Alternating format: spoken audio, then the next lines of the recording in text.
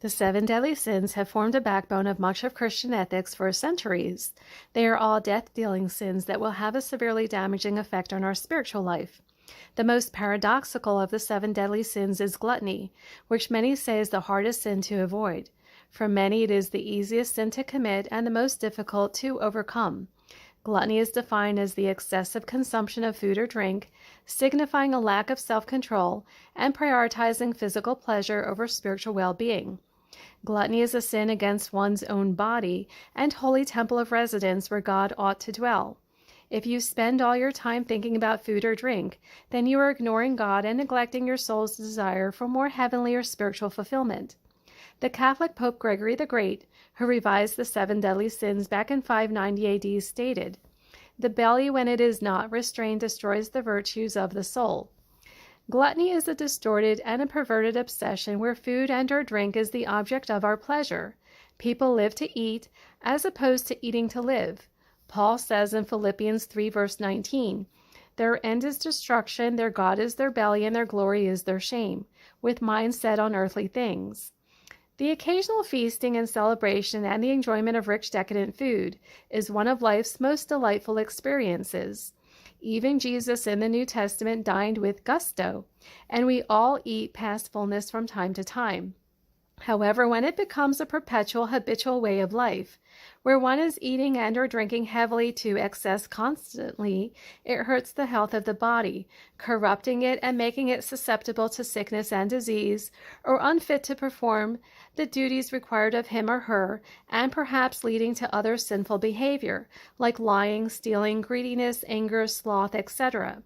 When you become enslaved to the sin of gluttony, you lose a sense of what's more important in life.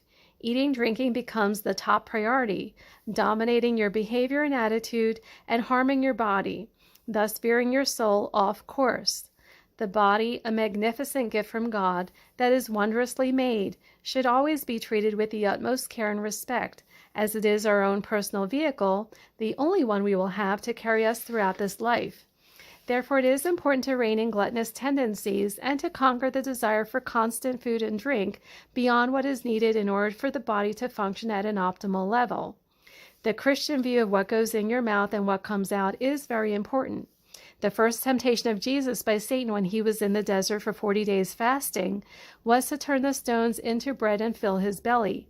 To which the Lord replied no, and said that man does not live by bread alone, but by every word that proceedeth from the mouth of God. Matthew 4, verse 4. Temperance is the opposite of gluttony, where you practice moderation and restraint and self-control. In Islam, fasting is one of the mechanisms built into their religion. During the month of Ramadan, they fast every day from sunrise to sundown to teach and train the body not to become gluttons. Here are a few other ways to help overcome this deadly sin.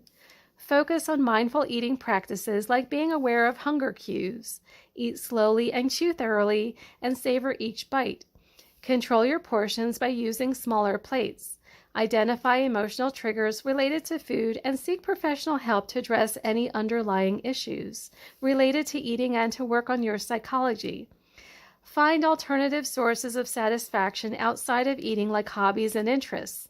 Cultivate healthy eating habits like regular meal times and incorporate more nutritious foods into your diet.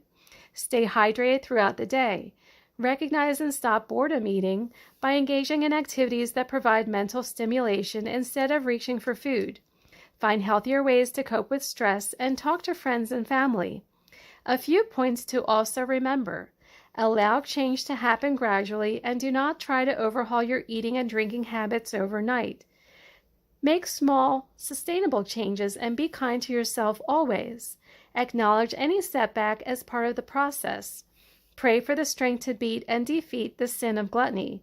When you call upon the powers of heaven, the angels will be there to lovingly lift you up, giving you unseen but heartfelt encouragement and support, steering you back on course.